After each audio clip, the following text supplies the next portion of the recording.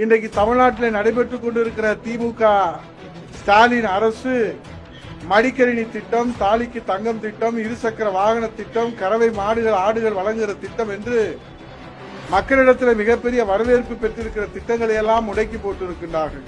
இன்றைக்கு புரட்சி தமிழர் ஐயா எடப்பாடியாருடைய பிறந்தநாள் விழா பரிசாக வருகின்ற பிறந்தநாள் விழாவில, அதாவது 2026 பிறந்தநாள் விழாவில புரட்சி தமிழர் ஐயா எடப்பாடியார் அவர்களுக்கு முதலமைச்சர் என்கிற பரிசினை இந்த தாய் தமிழ்நாட்டு மக்கள் வழங்க இருக்கின்றார்கள். அதற்கான அடித்தளத்தை இளைஞர்கள், மாணவர்கள், படித்தவர்கள், பண்பாளர்கள், மகளிர்கள், விவசாயிகள் என்று அனைத்து தரப்பு மக்களும் பயனடைகின்ற வகையிலே இந்த பிறந்தநாள் விழாவை கொண்டாட வேண்டும் என்று இங்கே நம்முடைய மாநில நிர்வாகிகள், மாவட்ட செயலாளர்கள் இங்கே தீர்மானம் நிறைவேற்றியிருக்கிறார்கள்.